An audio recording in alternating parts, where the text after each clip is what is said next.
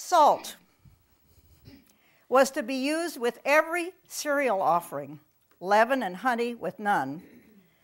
Salt prevents putrefaction, while leaven and honey produce it. Salt is a preservative and typifies that which is abiding.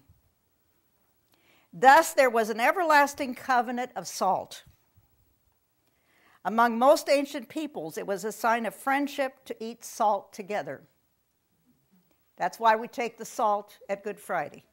Every year, the last thing we do is take the salt, and we eat the salt together.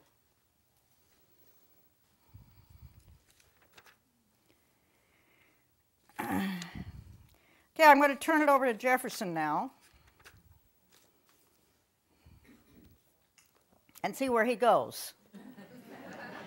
Boy, that's a big book, Jefferson. That's almost as big as you are. And here's a small one, dear. Oh, I love it. Go. How many of you, in preparation for this class, read Leviticus? Well, they didn't know what was I know.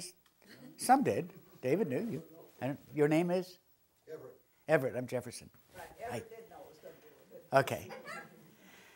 So you were spared the boredom.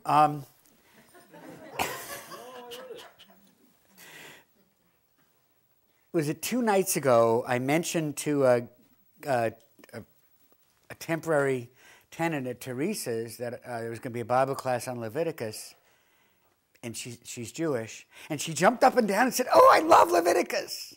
So I'm definitely going to ask her tomorrow or the next day what she was talking about. But it was interesting to see that she loved Leviticus. Like I remember when I read in the Psalms that David said, "Oh, I love thy law." I said, well, I guess I'm really far from David because, But I understand to some extent what's going on there, that it is the holiness of God that's attractive. It's how I can trust him, is he really is holy. There's nothing corruptible in him or in his relationship with us. So I'm going to talk about the feasts, and I'm so glad that Betty took most of what I was going to say away from me, because at least I can just say amen to what she said, and then you really have to believe it. It's about food. Ain't it funny? I mean, you go to church, and you don't think that's about food, do you? I mean hamburger food. I mean rice and noodles food. But when Jesus, in Revelations, says, if any man hears me knock and bids me enter, I will come in and share a Big Mac with him. That's what he says. I will come in and sup with him. That's salvation. Jesus supping with us. That's it. By Jesus' own description. So it's about food. What do you do at a feast? Oh, you eat. It's about food. Okay, so let's talk about the feasts, or let me talk about the feasts. Boy, I sure wish I had this book with its notes. Because, okay, I got another take from Betty. I'm allowed, I'm Jewish, right? I don't think that Leviticus tells us very much at all. Or Numbers, or Deuteronomy.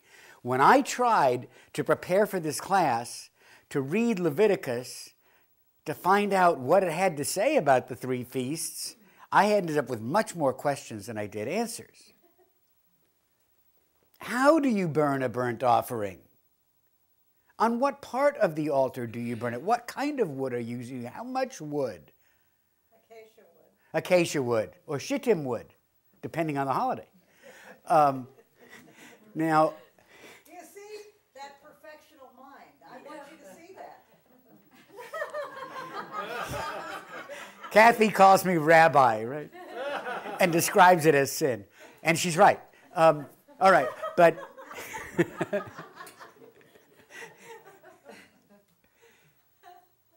the laws were deliberately not made detailed.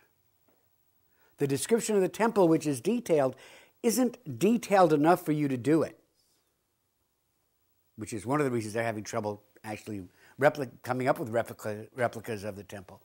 The Jewish tradition, and I'm not sanctifying it, it is a tradition, I'm not saying this is the truth, but the Jewish tradition is that the Levites were given verbal instructions on how to fill out each of these laws, which only goes so far in telling you what to do. And that was maintained for a long time, until the Babylonian captivity, when they got scared that the Levites might get wiped out, so they decided to write down the verbal instructions, and that became the other half of the Jewish scriptural canon. It's interesting. He really wants us to go to him to learn how to celebrate. You know?